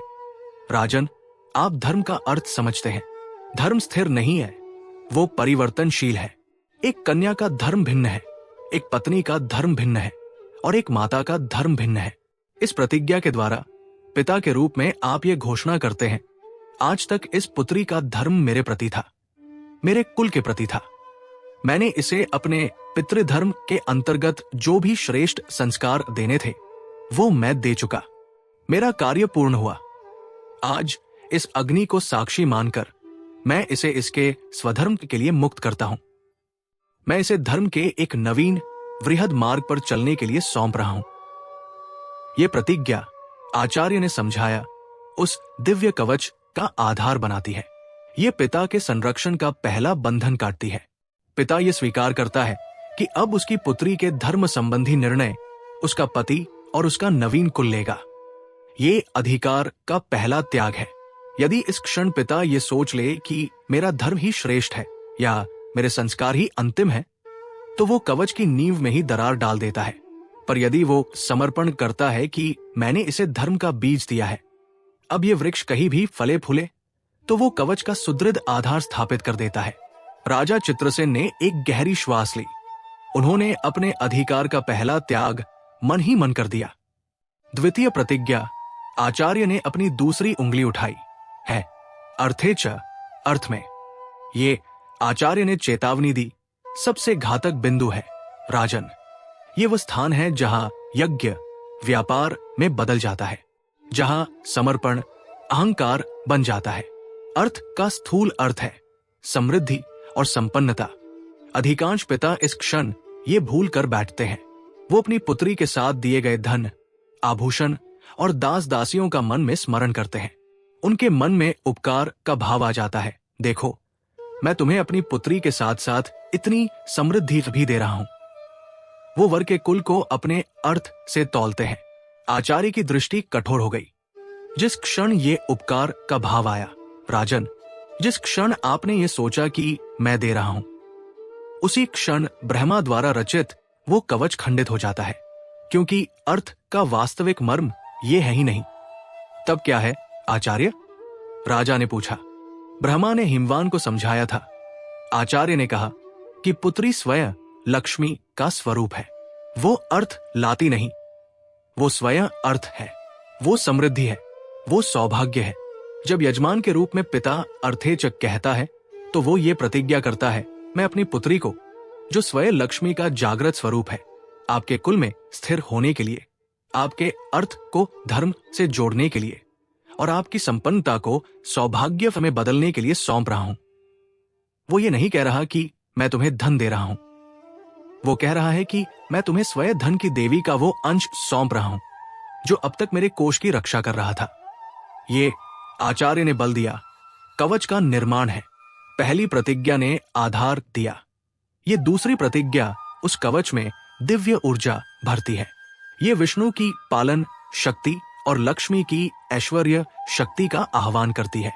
यदि पिता ने यहां अहंकार किया तो वो कवच ऊर्जाहीन रह जाता है, पर यदि उसने समर्पण किया और अपनी पुत्री को लक्ष्मी मानकर सौंपा तो वो कवच सौभाग्य से देदीप्यमान हो उठता है। राजा चित्रसेन का मस्तक झुक गया। वो समझ गए कि ये केवल पुत्री का विवाह नहीं था, ये उनके राज्य की लक्ष्मी की स्थापना थी। और अंत में तृतीय और सबसे कठिन प्रतिज्ञा, आचार्य ने अपनी तीसरी उंगली उठाई है। कामे च, कामना में। संसार काम शब्द का अर्थ केवल वासना या सुख से लेता है, आचार्य ने कहा, परंतु काम का वास्तविक अर्थ है समस्त ऐच्छिक पूर्तियां, जीवन का आनंद और सृजन। ये वो क्षेत्र है जहां पिता का मोह अपनी अंतिम और सबसे कठिन लड़ाई लड़ता है। एक पिता के रूप में आपकी पुत्री आपके जीवन के आनंद, काम का सबसे बड़ा स्रोत रही है। उसकी हंसी, उसका सान्निध्य आपकी समस्त कामनाओं की पूर्ति रहा है। जब आप कामेचक कहते हैं, आचार्य की आवाज में एक अद्भुत कोमलता आ गई। तब आप दो प्रतिज्ञाएं एक साथ लेते हैं। पहली, वर के प्रति मैं अपनी पुत्री को तुम्हारे समस्त धर्म आधारित कामनाओं की पूर्ति के लिए और तुम्हारे वंश के सृजन काम के लिए सौंप रहा हूं। पर दूसरी और सबसे महत्वपूर्ण प्रतिज्ञा आप स्वयं से लेते हैं। आप कहते हैं, आज से मैं अपने मोह का त्याग करता हूं। मैं अपने उस सुख का त्याग करता हूं जो मुझे इसके सान्निध्य से मिलता था। मैं अपनी कामना का यज्ञ करता हूं ताकि मेरी पुत्री अपने जीवन की पूर्ण कामना को प्राप्त कर सके। ये, आचार्य ने कहा, महादेव की सहार शक्ति का आह्वान है। पिता यहां अपने अहंकार का ही नहीं, अपने मोह का भी सहार करता है। ये वो आहुति है जो अग्नि में पड़ते ही उस दिव्य कवच को सिद्ध कर देती है, उसे वज्र की भांति अभेद्य बना देती है। ये कवच को प्राण देती है। तीनों प्रतिज्ञाओं का रहस्य अब राजा चित्रसेन के समक्ष स्पष्ट था। धर्मे च अधिकार का त्याग, आधार। अर्थे च अहंकार का त्याग, ऊर्जा। कामे च मोह का त्याग, प्राण। राजा चित्रसेन कुछ क्षणों के लिए मौन रहे। उन्होंने इस पूरे ज्ञान को अपने भीतर आत्मसात किया। वो समझ गए कि कन्यादान का वो क्षण एक पिता के जीवन की सबसे बड़ी आध्यात्मिक परीक्षा क्यों होता है। तब आचार्य वचस्पति ने वो अंतिम सत्य कहा जिसके लिए उन्होंने ये पूरी भूमिका बांधी थी। परंतु पुरोहित ने चेतावनी दी, ये तीनों प्रतिज्ञाएं, ये पूरा यज्ञ, ये कवच, ये सब उस एक भाव पर टिका है। यदि पिता के मन में ये भाव आ गया कि मैं उपकार कर रहा हूं, यदि वो वर के पिता के समक्ष आकड़कर खड़ा है कि मैं अपनी श्रेष्ठ वस्तु तुम्हें देकर तुम पर कृपा कर रहा हूं, या यदि उसके मन में ये भाव है कि मैं अपनी वस्तु दे रहा हूं, तो राजन, वो यज्ञ नहीं कर रहा, वो व्यापार कर रहा है। और व्यापार में आचार्य की आवाज में लोहे की दृढ़ता थी। कवच का निर्माण नहीं होता, व्यापार में केवल ऋण, कर्ज का निर्माण होता है। वो पिता अपनी पुत्री को एक ऐसे अदृश्य ऋण बंधन में बांध देता है जो उसे कभी स्वतंत्र नहीं होने देता। और वो उपकार का भाव, वो अहंकार, वो कवच को उसी क्षण छिन्न भिन्न कर देता है। वो तीनों प्रतिज्ञाएं व्यर्थ हो जाती है। परंतु आचार्य का स्वर पुनः शांत हो गया। यदि पिता के मन में समर्पण का भाव है, यदि उसका हृदय यज्ञ के भाव से भरा है, यदि वो स्वयं को यजमान और वर को अग्नि स्वरूप नारायण समझता है, यदि वह अपनी पुत्री को आहुति मानकर त्याग करता है, दान नहीं, तो वो कवच वज्र से भी अधिक शक्तिशाली हो जाता है। आचार्य वचस्पति ने एक लंबी श्वास ली। रात्रि पूर्णतः समाप्त हो चुकी थी। सूर्य की पहली किरण अब कक्ष के भीतर प्रवेश कर गई थी और वो सीधे राजा चित्रसेन के मुख पर पड़ रही थी। और अब राजन, आचार्य ने कहा, मानो वो किसी चिकित्सक की भांति अंतिम निदान सुना रहे हों। अपने उस स्वप्न का अंतिम अर्थ समझिए। आपको जो स्वप्न आ रहा है, आचार्य ने स्पष्ट शब्दों में कहा, वो आपकी पुत्री पर आने वाली किसी अदृश्य विपत्ति का नहीं है। राजा चित्रसेन ने अपनी आंखें उठाई। वो स्वप्न, आचार्य ने कहा, आपकी पुत्री का भविष्य नहीं है, वो आपका वर्तमान है। वो जो काला कोहरा आप देख रहे हैं, जो आपकी पुत्री को निगलने आता है, वो कोई बाहरी असुर नहीं है राजन। वो आपके मन में उठ रहा अहंकार और भय का संगठित स्वरूप है। वो आपका मोह है जो आहुति बनने को तैयार नहीं है। वो आपका मैं है जो यज्ञ में जलने से इनकार कर रहा है। आप स्वप्न में असहाय क्यों हैं? आचार्य ने मानो राजा के ही स्वप्न में प्रवेश कर लिया हो। आप अपनी तलवार क्यों नहीं उठा पाते? क्योंकि आप अपनी नश्वर शक्ति पर विश्वास कर रहे हैं। आप उस दिव्य कवच का निर्माण ही नहीं कर रहे। आप अपनी पुत्री को देने का पाप भाव मन में ला रहे हैं, उसे समर्पित करने का पुण्य भाव नहीं। आपका स्वप्न आपको चीख चीख कर बता रहा है कि यजमान अपने धर्म से विमुख हो रहा है। राजा चित्रसेन की आंखों से अश्रुओं की 2 बूंदें ढलक पड़ी, पर ये भय के आंसू नहीं थे, ये आत्मग्लानि और सत्यबोध के आंसू थे। राजन, आचार्य ने उनके कंधे पर हाथ रखा। आप भयभीत हैं क्योंकि आप अपनी पुत्री को कमजोर समझ रहे हैं। आप उसे एक सुकुमारी, एक कोमलांगी, एक वस्तु समझ रहे हैं जिसकी रक्षा की आवश्यकता है। इसीलिए वो काला कोहरा, आपका भय, उसे ग्रस लेता है। यही वो चूक है राजन, यही वो अहंकार है। इसका समाधान, आचार्य ने कहा, और उनका स्वर अब एक आज्ञा में बदल गया, यह है कि आप अपनी दृष्टि बदलें। उसे रत्नावली के रूप में देखना बंद कीजिए। उसे शक्ति का रूप मानकर देखिए। उसे वो आहुति मानिए जो अग्नि में मिलकर और अधिक प्रदीप्त होने वाली है। मंडप में जब जाइएगा तो एक भयभीत पिता की भांति नहीं, एक गौरवान्वित यजमान की भांति जाइएगा। जब वो 3 प्रतिज्ञाएं लीजिएगा तो उन्हें केवल दोहराइएगा नहीं, उन्हें जिएगा। अपना धर्म, अपना अर्थ और अपना काम, मोह, सब कुछ उस यज्ञ में स्वाहा कर दीजिएगा। उसे शक्ति का रूप मानकर समर्पित कीजिए। आचार्य ने अपना अंतिम उपदेश दिया। और फिर देखिएगा राजन, कोई काला कोहरा आपकी पुत्री का स्पर्श भी नहीं कर पाएगा, क्योंकि जिसकी रक्षा का भार स्वयं त्रिदेव और त्रिदेविया ले लेती है, उसका काल भी कुछ नहीं बिगाड़ सकता। राजा चित्रसेन ने अपने अश्रु पोंछे। उनके मुख पर अब वो तेज था जो सूर्य की प्रथम किरण में होता है। उन्होंने आचार्य को प्रणाम किया। वो कुछ बोले नहीं, क्योंकि अब बोलने को कुछ शेष नहीं था, अब केवल करने को शेष था। वो कक्ष से बाहर निकले। एक भयभीत पिता भीतर गया था, एक यजमान बाहर आया था। आचार्य वचस्पति के कक्ष से जब महाराजा चित्रसेन बाहर निकले, तब वो वही व्यक्ति नहीं थे जो कुछ प्रहर पहले भयभीत और कातर होकर उस द्वार से प्रविष्ट हुए थे। रात्रि का अंधकार छंट चुका था और पूर्व दिशा में सूर्य की प्रथम किरणें रत्नागिरी के स्वर्ण शिखरों का अभिषेक कर रही थी। यह केवल एक नए दिवस का उदय नहीं था, यह राजा चित्रसेन की चेतना का एक नवीन सूर्योदय था। उनका भय, उनका वो वर्षों पुराना दुस्वप्न, उनका वो काला कोहरा, वो सब कुछ आचार्य के ज्ञान की अग्नि में भस्म होकर एक पवित्र राख में परिवर्तित हो चुका था। वो अब एक असहाय पिता नहीं थे, वो एक सिद्ध यजमान थे जो अपने जीवन के सबसे महान यज्ञ की पूर्णाहुति देने के लिए तत्पर थे। राजप्रासाद में उत्सव की लहर अपनी पराकाष्ठा पर थी। राजकुमार वीरेंद्र की बारात का आगमन हो चुका था। रत्नागिरी का वैभव आज अपनी समस्त सीमाओं को लांघ गया था। मंगलगान, वाद्य यंत्रों का नाद और प्रजा का उल्लास सब मिलकर एक ऐसा वातावरण रच रहे थे जिसकी तुलना केवल देवलों के उत्सवों से ही की जा सकती थी। महारानी कनिका अपनी पुत्री को अंतिम बार वधू वेश में सजा रही थी। उनकी आंखों में हर्ष और वियोग के मिश्रित भाव थे। वो देख रही थी कि रत्नावली एक अप्सरा सी प्रतीत हो रही थी, पर साथ ही वो अपने पति महाराजा चित्रसेन के व्यवहार से किंचित चकित थी।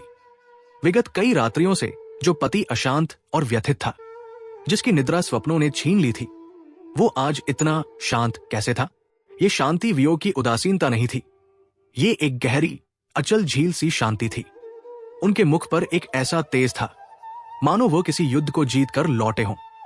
महारानी ने सोचा, कदाचित राजा ने एक पिता के रूप में अपने मन को कठोर कर लिया है। उन्होंने अपनी विदाई के दुख को स्वीकार कर लिया है। वो ये नहीं जान पाए कि राजा ने कुछ स्वीकार नहीं किया था, अपितु उन्होंने सब कुछ त्याग करने का निश्चय कर लिया था। विवाह का वो पवित्र मुहूर्त आ गया। रत्नावली को सखिया मंडप तक ले आई। प्रज्वलित अग्निकुंड के प्रकाश में उनका मुख दैदीप्यमान हो रहा था। राजकुमार वीरेंद्र, जो स्वयं किसी युवा इंद्र से कम नहीं थे, अपने स्थान पर आसीन थे। वेद मंत्रों की ध्वनि से मंडप का कण कण पवित्र हो रहा था। और तब कन्यादान का क्षण आया। आचार्य वचस्पति, जो स्वयं इस यज्ञ के मुख्य पुरोहित थे, उन्होंने महाराजा चित्रसेन को यजमान के रूप में संकल्प के लिए आमंत्रित किया। राजा चित्रसेन अपने आसन से उठे। उनका प्रत्येक पग दृढ़ था। वो अपनी पुत्री के समक्ष आए। उन्होंने रत्नावली को देखा, वही पुत्री जिसे उन्होंने अपनी उंगलियां पकड़कर चलना सिखाया था, आज उनके समक्ष एक आहुति के रूप में खड़ी थी। वो राजकुमार वीरेंद्र की ओर मुड़े। उन्हें वहां कोई सूर्यवंशी राजकुमार नहीं दिखा। उन्हें वहां साक्षात अग्नि नारायण का स्वरूप दिख रहा था, जो उनकी आहुति को स्वीकार करने के लिए तत्पर था। पुरोहित ने महाराजा को अपने हाथ में पवित्र जल लेने का निर्देश दिया। राजा चित्रसेन ने अपनी अंजलि में वो शीतल पवित्र जल लिया। जिस क्षण उस जल ने उनकी हथेली को छुआ, उनकी आंखें भर आई। महारानी कनिका ने और अन्य संबंधियों ने जब यह देखा तो उनके हृदय भी भर आए। सबने सोचा, आहा, एक पिता का अपनी पुत्री के लिए मोह, ये वियोग के आंसू है। पर केवल दो व्यक्ति उस सत्य को जानते थे, एक स्वयं राजा चित्रसेन और दूसरे दूर बैठे मुस्कुरा रहे आचार्य वचस्पति। वो आंसू वियोग के नहीं थे, वो ज्ञान के आंसू थे। वो उस अज्ञान पर पश्चाताप के आंसू थे जिसमें वो इतने दिनों तक डूबे रहे। वो उस सत्य को पाने के आनंद के आंसू थे जिसने उन्हें मोह के बंधन से मुक्त कर दिया था। ये आंसू उष्ण नहीं थे, ये उस ज्ञान की भांति शीतल थे जिसने उनके हृदय की समस्त ज्वाला को शांत कर दिया था। पुरोहितों ने मंत्रोच्चार आरंभ किया। राजा चित्रसेन ने अपनी पुत्री रत्नावली का कोमल हाथ अपने हाथ में लिया और उसे राजकुमार वीरेंद्र के हाथ के ऊपर रखा। जिस क्षण वो कोमल स्पर्श हुआ, एक अंतिम बार एक पिता के मोह ने अपना फन उठाने का प्रयास किया। ये मेरी पुत्री है, ये चली जाएगी। परंतु अगले ही पल यजमान की चेतना जागृत हो उठी। राजा ने अपनी आंखें मूंद ली। उन्होंने वर या वधू को नहीं देखा, उन्होंने उस प्रज्वलित अग्नि को भी नहीं देखा। उन्होंने अपने भीतर ब्रह्मा द्वारा हिमवान को दिए गए उस उपदेश का स्मरण किया। पुरोहितों के स्वर के साथ राजा का आंतरिक संकल्प आरंभ हुआ। पुरोहित ने कहा, धर्मेचा। राजा ने मन ही मन कहा, हे देवों, आज तक इसका धर्म मेरे प्रति था, आज मैं अपने अधिकार का त्याग करता हूं। मैं इसे इसके स्वधर्म के पद पर स्थापित करता हूं। पुरोहित ने कहा, अर्थेच। राजा ने मन ही मन कहा, हे नारायण, ये मेरी पुत्री नहीं, ये स्वयं लक्ष्मी का स्वरूप है। मैं इसे दे नहीं रहा, मैं अपने अहंकार का त्याग करता हूं। मैं इस सौभाग्य को आपके कुल में स्थापित कर रहा हूं। पुरोहित ने कहा, कामेचा। राजा ने मन ही मन कहा, हे महादेव, आज मैं अपने सबसे प्रिय मोह का त्याग करता हूं। मैं अपने आनंद की आहुति देता हूं ताकि ये अपने जीवन की पूर्ण कामना को प्राप्त कर सके। और तब जल छोड़ने से ठीक पहले राजा चित्रसेन ने अपना वो अंतिम महासंकल्प लिया जिसे केवल उनका हृदय और वो परमात्मा ही सुन सकते थे। उन्होंने मन ही मन कहा, हे नारायण स्वरूप वीरेंद्र, हे इस यज्ञ की पवित्र अग्नि, आज तक मैंने इस रत्नावली को अपनी पुत्री मानकर अपनी नश्वर मानवीय शक्ति से पाला। ये मेरा धर्म था। परंतु आज इस क्षण इस पवित्र जल और इस अग्नि को साक्षी मानकर मैं चित्रसेन ये घोषणा करता हूं कि ये अब मेरी नहीं है। आज से ये आपकी शरण में है। मैं अपना अहंकार, मैं अपना अधिकार और मैं अपना मोह सब कुछ इस यज्ञ अग्नि में स्वाहा करता हूं। स्वाहा, स्वाहा, स्वाहा। और ये कहते हुए राजा चित्रसेन ने अपनी अंजलि से वो जल अपनी पुत्री और जामाता के हाथों पर छोड़ दिया। तत्सत ब्रह्मार्पणमस्तु।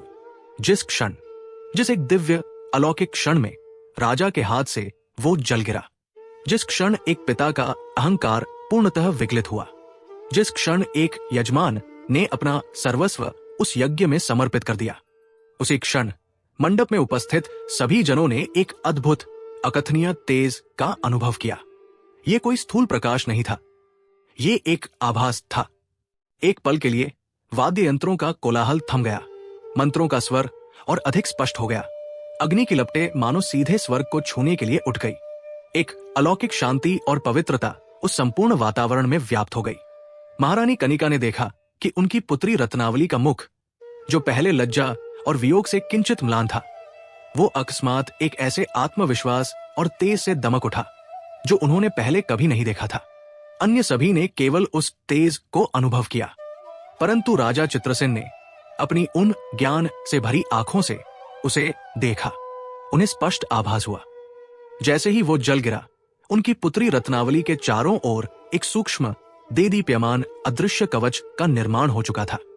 उन्होंने मानो अपनी कल्पना में देखा कि कैसे ब्रह्मा की सृजन शक्ति, विष्णु की पालन शक्ति और शिव की संहार शक्ति एक साथ आई है।